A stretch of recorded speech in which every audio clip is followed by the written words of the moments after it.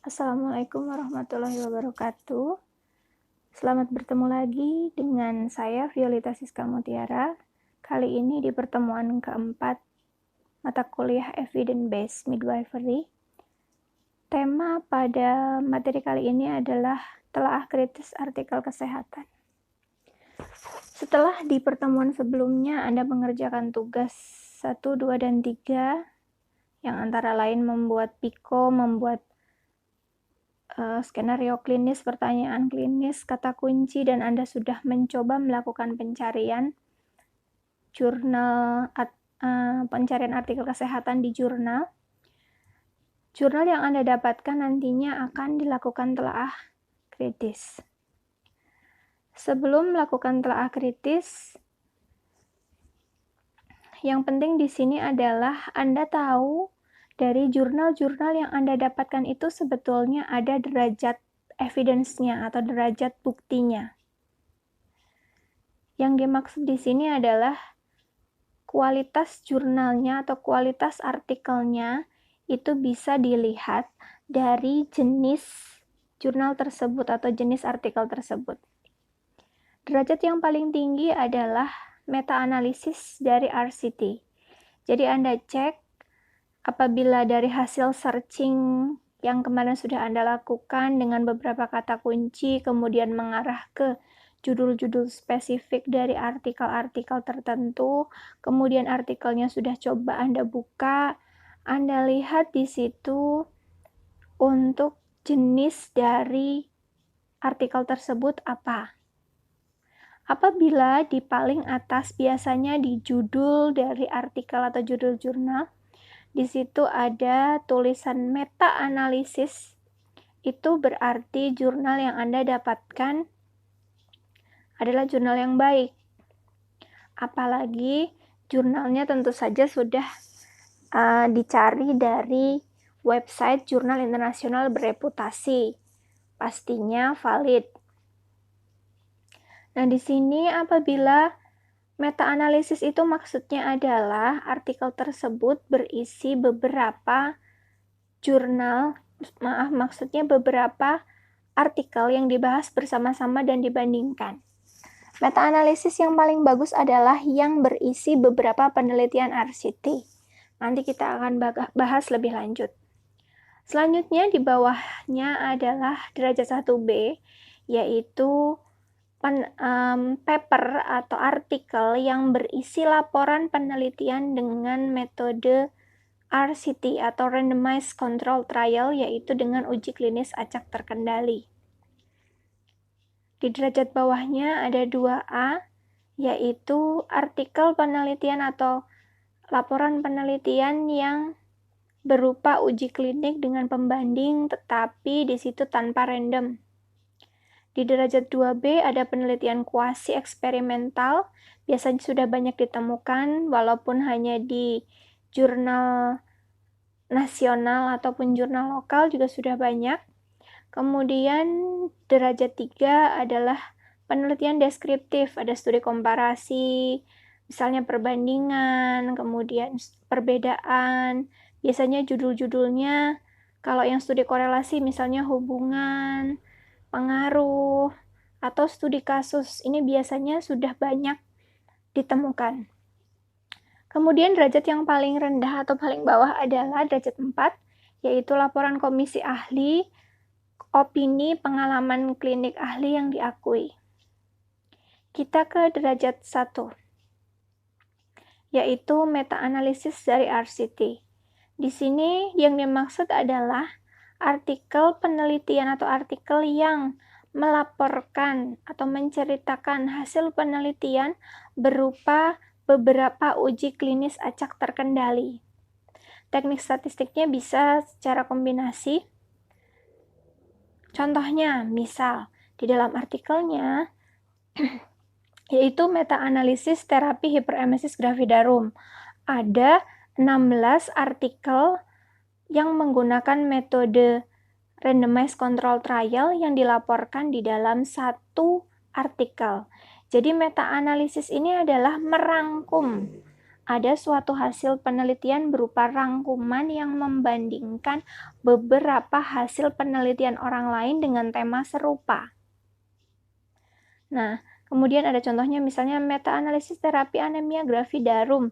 Berarti ada misal 5 artikel di dalam satu artikel. Jadi satu artikel itu menceritakan ada 5 penelitian yang membahas tentang terapi anemia gravidarum. Itu adalah meta-analisis. Kemudian yang meta-analisis diagnosis batu ginjal misalnya ada satu artikel meta-analisis yang di dalamnya membahas 8 penelitian randomized control trial yang membahas tentang cara mendiagnosis batu ginjal. Ada yang membandingkan misalnya dengan BNO-IVP, ada yang dengan USG, ada yang dengan CT scan, misalnya seperti itu. Atau ada yang tiga-tiganya langsung, misal dibandingkan mana yang lebih efektif. Nah, itu adalah penelitian meta-analisis. Untuk mengetahui apakah artikel jurnal yang Anda temukan meta-analisis atau bukan, Anda bisa yang pertama melihat di judulnya. Biasanya setelah judul, titik 2, kemudian ada tulisannya meta-analisis. Atau biasanya ada juga di bagian abstrak, di bagian metode penelitian, atau juga di bagian naskah full text-nya di penjelasan metode penelitian. Derajat selanjutnya adalah RCT. RCT adalah Randomized Control Trial atau uji klinis acak terkendali. Jadi kalau Anda menemukan artikel jurnal yang menyebutkan bahwa artikel tersebut menggunakan randomized control trial, berarti di situ derajatnya di bawahnya meta-analisis. Biasanya untuk uji RCT seperti ini digunakan untuk pengembangan terapi baru. Contohnya, untuk pengembangan terapi COVID-19. Tahap 1 bisa dilakukan uji preklinis in vitro dan binatang percobaan, misal kepada tikus, mencit, atau misal pada kelinci. Nah, sedangkan untuk tahap 2-nya adalah pada manusia dan itu ada beberapa fase. RCT ini adalah termasuk metode atau cara penelitian yang paling baik. Maka dari itu dia derajatnya tinggi. Jadi kalau ada jurnal penelitian metodenya RCT itu derajatnya dia tinggi, di bawahnya meta-analisis. Selanjutnya di bawahnya adalah uji klinik dengan pembanding tanpa random. Ini derajatnya di bawahnya RCT karena untuk melakukan sampling atau memilih sampel dari populasinya itu dilakukan tanpa random. Sedangkan yang RCT tadi menggunakan random. Nah, misal di sini biasanya di dalam jurnalnya atau di dalam artikelnya akan tertulis eksperimental atau true eksperimen. Bisa dicek mungkin di judulnya, mungkin di abstraknya di bagian metode penelitian, atau di full text di bagian metode penelitian. Apabila ada tulisannya eksperimental atau true eksperimen, tapi untuk sampelnya tidak random, berarti dia masuk di derajatnya uji klinik dengan pembanding tanpa random. Hal ini dilakukan apabila penempatan pasien ke kelompok perlakuan dan kontrol dilakukan tanpa random atau tidak dilakukan acak. Yang selanjutnya adalah penelitian kuasi eksperimental. Ini derajatnya di bawahnya lagi. Di sini kuasi artinya menyerupai, seperti, atau mendekati. Dan penelitian kuasi eksperimental ini menggunakan kelompok kontrol tanpa random. Mengapa tidak dilakukan random? Karena di sini tidak etis memberikan placebo, atau karena kondisi yang jarang ditemukan, atau penyakitnya jarang ditemukan, atau kondisi kelainan jarang ditemukan, atau apabila randomized control trial sulit dilakukan. Contohnya, misal penelitian efek penyuluhan terhadap health-seeking behavior atau perilaku mencari informasi kesehatan. Nah, di daerah endemis malaria, itu kita tidak bisa melakukan RCT, tetapi untuk yang kontrol atau yang tidak mengalami anemia, itu berarti kita carinya kelompok kontrolnya itu tanpa randomisasi. Kemudian contoh lainnya adalah iklan anti rokok dan persepsi terhadap merokok. Jadi untuk penelitian ini kita tidak bisa misalnya memilih 100 orang merokok, 100 orang tidak merokok, tapi yang merokok ini kemudian yang tadinya tidak merokok disuruh merokok, itu tidak boleh karena tidak etis. Jadi pemilihan kelompok kontrolnya tidak bisa dirandom, harus benar-benar yang mereka sehari-harinya tidak merokok. Tidak bisa dilakukan yang tidak merokok ya harusnya memang dari awal tidak merokok, yang merokok memang seharusnya dari awal merokok. Tidak bisa dibuat yang tadinya tidak merokok karena mengikuti penelitian Anda kemudian disuruh merokok. Nah, itu tidak etis. Makanya penelitian untuk iklan anti rokok dan persepsi terhadap merokok itu menggunakan kuasi eksperimental, yaitu kelompok kontrolnya tanpa random. Untuk derajat ketiga, yaitu penelitian deskriptif. Penelitian deskriptif ini banyak, Anda sering menemukannya. Biasanya dilakukan untuk kasus yang jarang atau RCT tidak dapat dilakukan karena tidak etis. Contohnya ada case series apabila misalnya manajemen anestesi pada kelahiran kembar 3 atau case report manajemen ortodonsi pada penderita osteogenesis imperfecta, atau contohnya yang lain misal penelitian deskriptif ini adalah apabila Anda menemukan artikel jurnal dengan judul misalnya hubungan, pengaruh, kemudian faktor-faktor yang berhubungan, kemudian perbedaan, perbandingan, itu apabila tidak menggunakan RCT, tidak menggunakan kuasi, berarti dia termasuknya deskriptif. Bisa dilihat di bagian judul dan di bagian metode penelitiannya, biasanya tertulis, penelitian ini menggunakan metode deskriptif atau atau analitik. Kadang dia analitik, tapi analitiknya hanya mendeskripsikan dengan persentase dan menjelaskan hubungan saja misalnya, bukan merupakan penelitian atau uji klinis dengan pembanding. Selanjutnya, untuk derajat paling bawah adalah laporan komisi ahli, opini, pengalaman klinik ahli yang diakui. Contohnya konsensus terapi asma pada anak. Nah, di situ yang digunakan ini bukan hasil penelitian, tetapi secara pribadi atau walaupun melalui suatu institusi, seorang ahli mengeluarkan opini atau misalnya hasil wawancara yang didapatkan dari sumber website ataupun misalnya artikel dari media sosial nasional misalnya, atau dari portal web misalnya, atau dari portal berita nasional misalnya. Nah, yang seperti ini derajatnya paling rendah dan tidak bisa digunakan untuk telaah kritis. Jadi untuk laporan-laporan seperti ini dan opini-opini ini hanya sebagai bahan bacaan atau rujukan sementara untuk dicari bukti yang lebih valid. Jadi rekomendasinya adalah tingkat A dan tingkat B saja. Apabila nanti Anda mencari atau melakukan searching artikel jurnal dan Anda menemukan yang tingkat C atau evidence level 4 itu tidak perlu dipakai.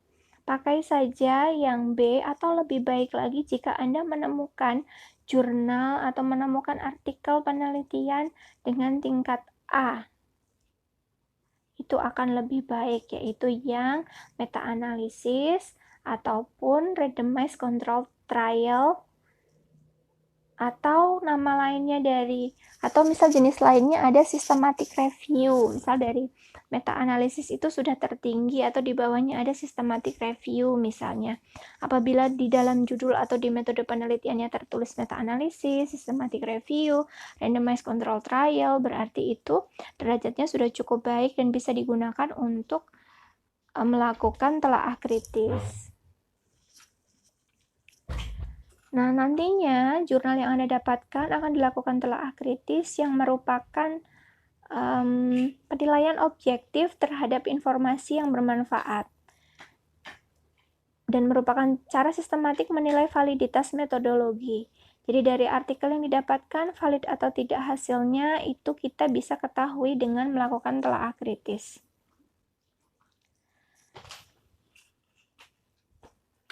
Prinsip telaah kritis ada 3 dan ini sama untuk semua jenis artikel, yaitu yang pertama apakah hasil tersebut valid, yang kedua apa hasilnya, dan yang ketiga apakah bermanfaat untuk pasien saya.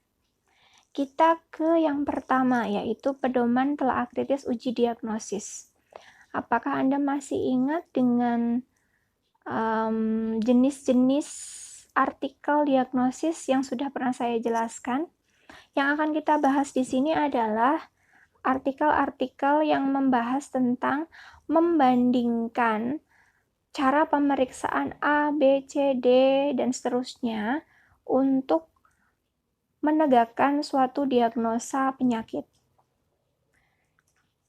Nanti kita akan beri contoh. Kembali ke prinsip telaah kritis yang pertama, yaitu apakah hasilnya valid. Untuk mengetahui suatu artikel jurnal diagnosis valid atau tidak, petunjuk primer yang pertama adalah adanya pembandingan, yaitu membandingkan uji diagnostik dengan standar referensi atau gold standard. Misal kita contohkan, untuk menegakkan diagnosa COVID-19, kita akan membandingkan uji diagnostik menggunakan RDT atau rapid test dengan swab sebagai standar referensi gold standard. Berarti jurnal penelitian yang melaporkan itu adalah artikel jurnal yang membahas tentang diagnosis. Untuk mengetahui valid atau tidaknya, bisa kita lihat juga di dalamnya apabila disebutkan ada independen atau dibutakan atau blinding. Nanti kita bahas. Untuk petunjuk primer yang selanjutnya adalah spektrum pasien sesuai dengan yang ditemukan dalam praktek. Jadi seluruh spektrum pasien dari yang ringan sampai yang berat itu dijadikan sampel.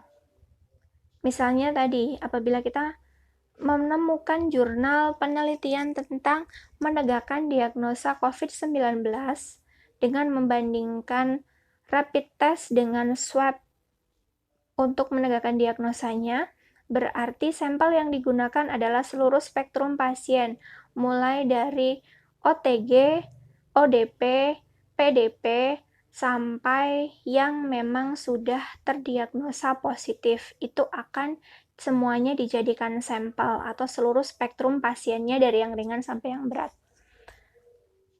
Selanjutnya, untuk petunjuk sekundernya adalah hasil uji diagnosis yang diteliti mempengaruhi keputusan untuk mengajukan standar referensi atau tidak.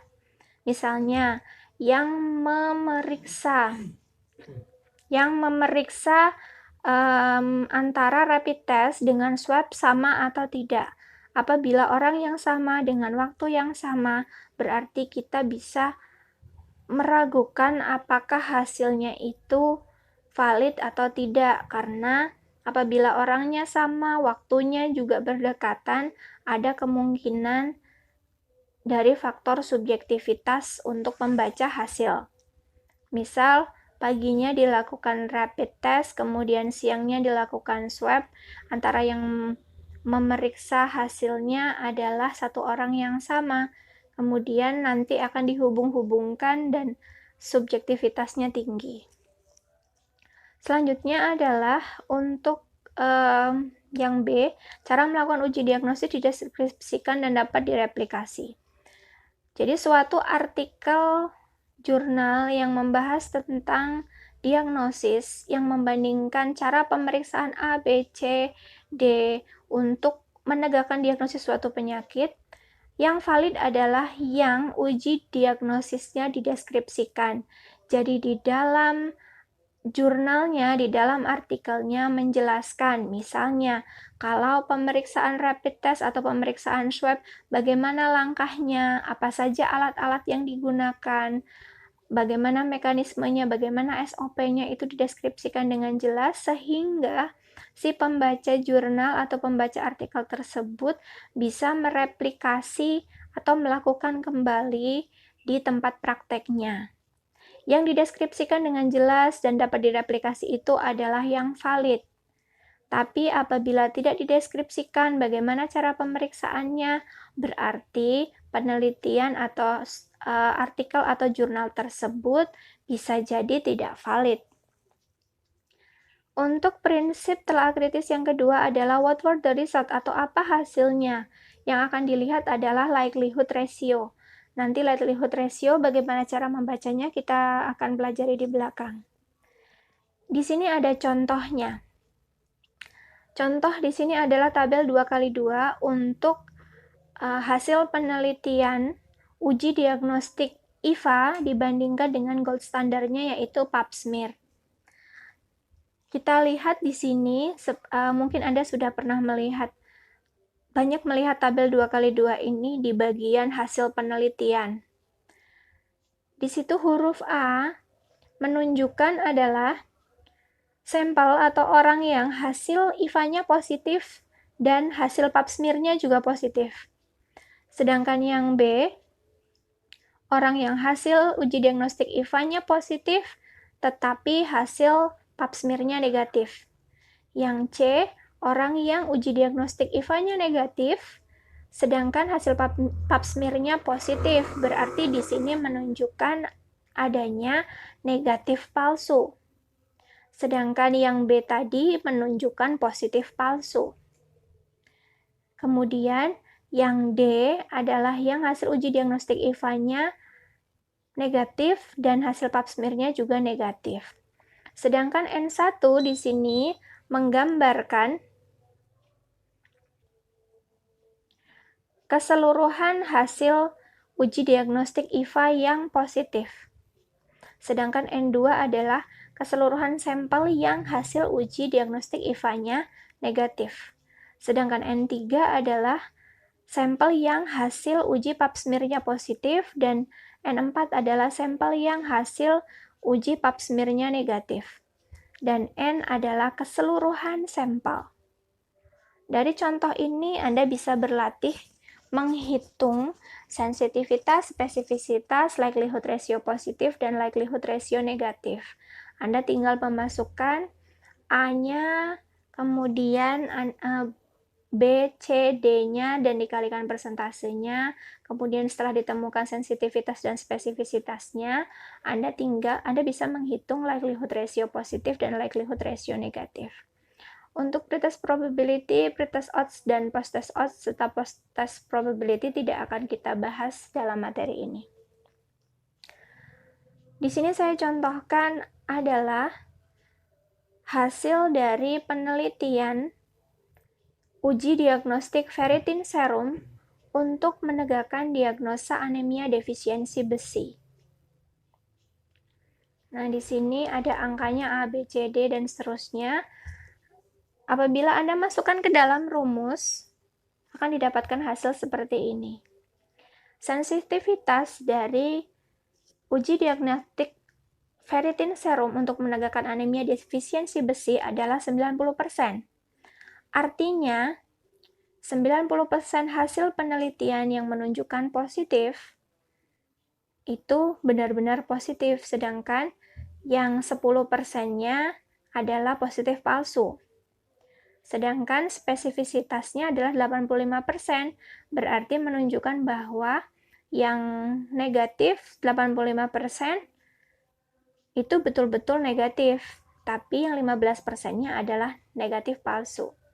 Jadi di sini sensitivitas adalah kemampuan suatu alat menunjukkan orang yang terdeteksi positif di dalam uji diagnosis benar-benar sakit. Sedangkan spesifisitas adalah orang yang hasil uji diagnosisnya negatif benar-benar tidak sakit.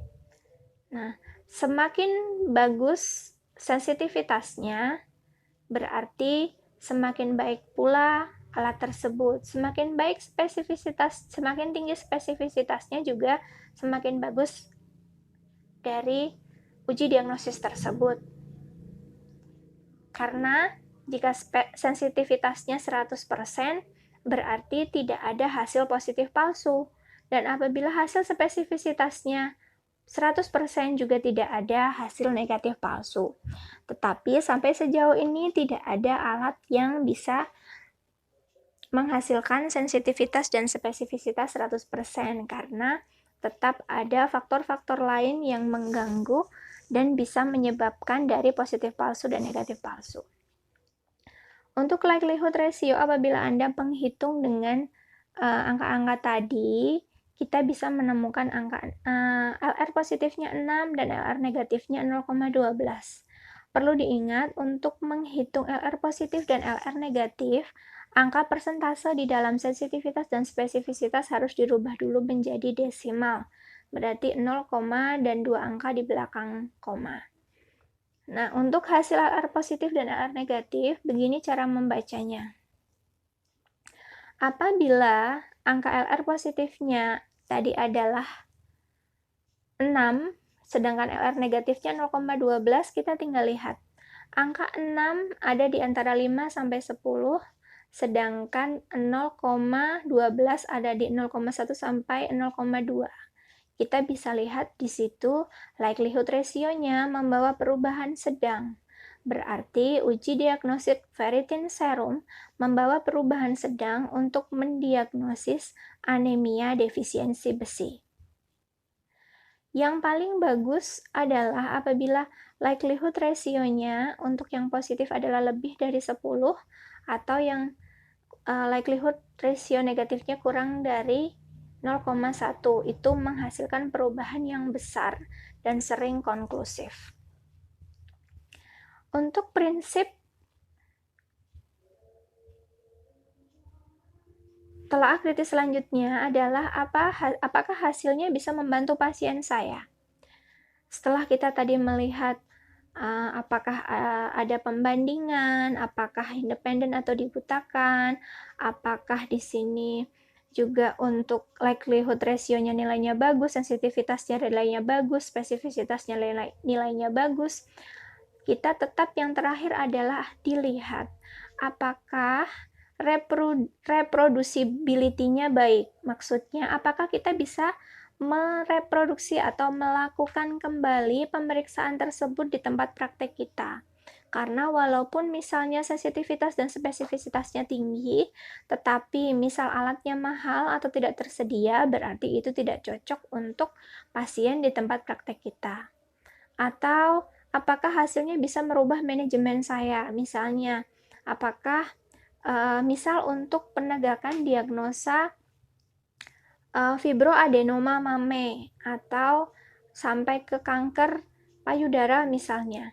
Apakah cukup dengan sadari atau pemeriksaan payudara sendiri atau harus sampai ke mamografi misal. Apabila dengan sadari di BPM dapat dilakukan, tapi mamografi terlalu mahal alatnya, berarti harus dirujuk. Nah, berarti ada perubahan manajemen. Atau misal Anda mempunyai sebuah klinik yang bergerak di bidang kesehatan ibu dan anak, dan kemudian di situ juga akan menangani untuk salah satunya adalah kanker dari payudara, dan Anda sedang mempertimbangkan untuk membeli alat untuk menegakkan diagnosis. Nah, Anda bisa melihat sensitivitas dan spesifisitas dari alat tersebut untuk mempertimbangkan dibeli atau tidak. Yang perlu dipertimbangkan lagi adalah apakah pasien saya bisa lebih baik dari hasil tes tersebut. Apakah justru biayanya memberatkan, atau cara pemeriksaannya menyakitkan, atau hasil pemeriksaannya lama didapatkan, padahal pasiennya membutuhkan hasil cepat. Nah, itu juga harus dipertimbangkan dalam kajian kritis artikel diagnosis. Untuk melihat reproducible dan tidak, kita bisa melihat dari cara pemeriksaan dan hasil pemeriksaan. Sedangkan untuk dapat diterapkan atau tidak, kita bisa menentukan dengan kriteria inklusi dan eksklusi sesuai dengan karakteristik pasien kita atau tidak, dan dilihat setting prakteknya. Alatnya memungkinkan atau tidak, biayanya bagaimana, dan seterusnya.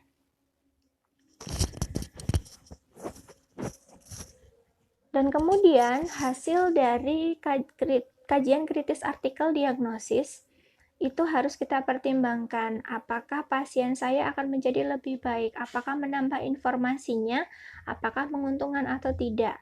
Seperti yang sudah saya jelaskan tadi, apakah manfaatnya sebanding dengan harganya, apakah lama dari hasil pemeriksaan keluar sebanding dengan kegawat daruratan pasien atau kondisi pasiennya. Ya, itu adalah kajian kritis artikel diagnosis. Saya bisa contohkan lagi misalnya untuk menegakkan diagnosa batu ginjal. Misalnya mau membandingkan antara USG dengan BNOIVP dan dengan CT scan. Misal di situ ada hasil penelitian yang membandingkan dari 3 pemeriksaan tersebut, kemudian Anda akan melihat sensitivitas dan spesifisitasnya serta likelihood ratio-nya. Kemudian Anda juga akan melihat di situ apakah di dalam jurnal ada independen atau diputakan. Kemudian yang paling penting dari telaah kritis artikel diagnosis adalah tadi, apakah setting tempatnya sesuai, apakah bisa dilakukan, apakah alatnya tersedia, apakah biayanya terjangkau.